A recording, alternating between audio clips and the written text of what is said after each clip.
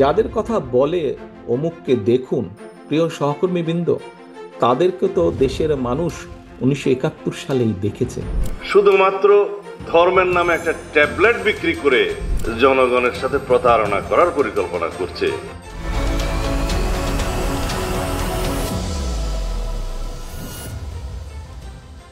ঢাকার ফার্মগেট কৃষিবিদ ইনস্টিটিউশনের মিলনায়তন বিজয়ের মাসে আয়োজিত দেশ গড়ার পরিকল্পনা শীর্ষক বিশেষ অনুষ্ঠান। ছাত্রদলের ৭৫টি ইউনিট থেকে হাজির হয়েছেন হাজারের বেশি তরুণ নেতা। এদের উদ্দেশ্যে লন্ডন থেকে ভার্চুয়ালি যুক্ত হলেন বিএনপির ভারপ্রাপ্ত চেয়ারম্যান তারেক রহমান। তার বক্তব্যের শুরুতেই তিনি তুলে ধরলেন ১৬ বছরের এক প্রচারণা, যা আওয়ামী লীগ আমলে নিয়মিত শোনা গেছে, একজন ভালো আর সবাই খারাপ। তারেক রহমান বললেন ৫ তারিখের পরেও সেই প্রবণতা বদলায়নি। এটি গণতন্ত্রের জন্য বিপজ্জনক এবং এর পরিবর্তন জরুরি বলেও মন্তব্য করেন তিনি। জামায়াতকে ইঙ্গিত করে তারেক রহমান বলেন, রাজনীতিতে বিভিন্ন দল, বিভিন্ন মত, এটাই গণতন্ত্র।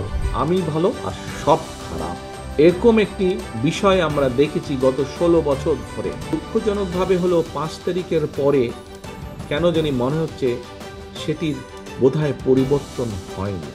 বিএনপি বিশ্বাস করে সকল দল ও মানুষের মতামতের জায়গা থাকতে হবে। এদিন ছাত্রদলের সামনে উপস্থাপিত হয় বিএনপির ভবিষ্যৎ কর্মপরিকল্পনা। শিক্ষা, স্বাস্থ্য, কৃষক কার্ড, ফ্যামিলি কার্ড, কর্মসংস্থান, মানুষের জীবনে সরাসরি স্পর্শ করবে এমন ৮টি সেক্টর নিয়ে তারেক রহমান প্রশ্ন রাখেন, আজ সারা দিন মানুষকে স্পর্শ করে এমন এত সুনির্দিষ্ট আলোচনা এইভাবে আর কোন দল কখনো করেছে? এরপর তিনি কথা বলেন নির্বাচন নিয়ে। নিজ নিজ এলাকায় ঘোষিত বিএনপি প্রার্থীদের জন্য কাজ করতে ছাত্রদলকে আহ্বান জানান। তিনি বলেন, তুমি প্রার্থীর জন্য কাজ করছো না, তুমি কাজ করছো তোমার প্রতীকের জন্য, ধানের শীষের জন্য। ব্যক্তিগত পছন্দ অপছন্দ, সম্পর্ক অসম্পর্ক সবকিছুর ঊর্ধ্বে উঠে কাজ করার বার্তা দেন তিনি। পরিকল্পনাগুলোকেও জনগণের কাছে পৌঁছে দেওয়ার তাগিদ দেন তারেক রহমান। আগামী ২ মাসের কাজ জনগণকে সম্পৃক্ত করা, সমর্থন গড়ে তোলা। তিনি বলেন, বিএনপির শাসন সৎ মানুষের শাসন, কেবল প্রতিশ্রুতি নয়, বাস্তব প্রস্তাবনা জনগণের হাতে তুলে দেওয়া এখন সময়ের দাবি। অনুষ্ঠানে আরো বক্তব্য রাখেন বিএনপির স্থায়ী কমিটির সদস্য সালাউদ্দিন আহমদ, রুহুল কবির রিজভী সহ কেন্দ্রীয় নেতারা। দীর্ঘ কর্মসূচির এটি ছিল ছাত্র দলের পর্ব। আগামী দিনে যুক্ত হবে যুবদল, স্বেচ্ছাসেবক দল, ওলামা দল সহ অন্যান্য সহযোগী সংগঠন। বাংলাদেশের রাজনীতি নতুন বাস্তবতার মুখোমুখি। এখন প্রশ্ন, কে জনগণের সামনে ভবিষ্যতের স্পষ্ট রূপরেখা তুলে ধরতে পারে?